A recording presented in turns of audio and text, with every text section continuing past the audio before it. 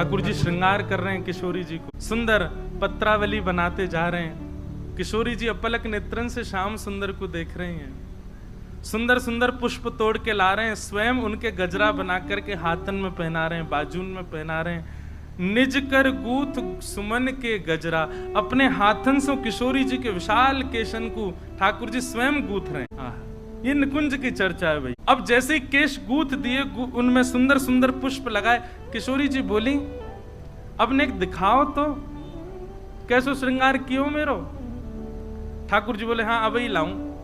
अच्छा, कितनी सुंदर छवि है कि किशोरी जी दर्पण लेकर के बैठी हैं और ठाकुर जी पीछे केश संवार रहे हैं। अब वह दर्पण में किशोरी जी अपने आप को नहीं देख रही हैं, तिरछो सो करके पीछे खड़े श्याम सुंदर को देख रही हैं और श्याम सुंदर वही दर्पण में किशोरी जी को देख रहे हैं। पीछे खड़े हैं तो आमने सामने को दर्शन सुख नहीं मिल रहा हो तो दर्पण में ही एक दूसरे को निहार रहे हैं। किशोरी जी जब तैयार रह गई, ठाकुर जी बलैया ले रहे, आहा बलि बलि जाऊं हे स्वामिनी जू, ऐसे ही देखत रहूं तो मैं जन्म सफल कर मानूं।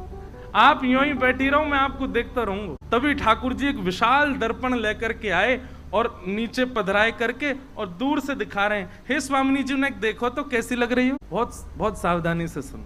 किशोरी जी स्वयं को नहीं देख रही हैं, स्वयं के अंग प्रत्यंग को कहां कहां ठाकुर जी ने चुन करके पुष्प रखे हैं, कहां कहां श्रृंगार कियो, उनको ध्यान से देख रही हैं और अपने तन पर विद्यमान ठाकुर जी के हाथ के श्रृंगार को ध्यान से देख करके किशोरी जी इतनी मोहित है गई, इतनी मोहित है गई, अपने ही श्रृंगार को देख करके कह रही हैं, हे ललित तुम कितनी सुंदर हो। मतलब किशोरी जी के रूप पर कोई और मोहित ना भयो, किशोरी जी स्वयं मोहित रह रही हैं।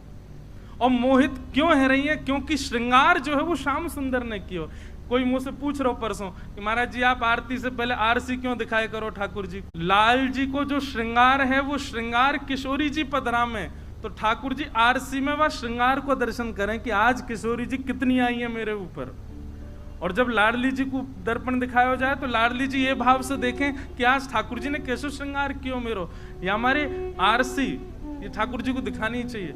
और एक सामान्य भाव ऐसा है कि आप सब दर्शन करवे वारे, सो ठाकुर जी अर्चक सो कहें एने दिखा तो दे मैं कैसा लग रहा हूँ, सबके बीच में बैठा तो दियो तेने मुँह तो दिखा मैं ठीक लग रहा हूँ कि नहीं। सो ठाकुर जी को पहले आरसी दिखा में, फिर नेक दूर करके वहां में हम ठाकुर जी को ऐसी भावना है कि वास्तव में आप अब श्री जी तो ना बन सको, पर एक भावना ऐसी रखी जाए कि श्री जी की दृष्टि से लाल जी को देखो, अरे लाला बड़े प्यारे लग रहे, बड़े सुकोमल। किशोरी जी ने जैसे ही दर्पण में स्वयं कोई प्रतिबिंब देखो, मोहित है गई लाडली जी, और मोहित है करके अपने स्वरूप से ही कह रही है, हे ललित तुम कितनी सुंदर हो। और जैसे ये भाव कहो तो प्रतिबिंब को जो स्वरूप जा पर किशोरी जी मोहित है गई, वो ही स्थिर है करके स्थूल है करके प्रकट है गयो श्री ललिता जी को प्रादुर्भाव। सहचरी श्री ललिता महारानी।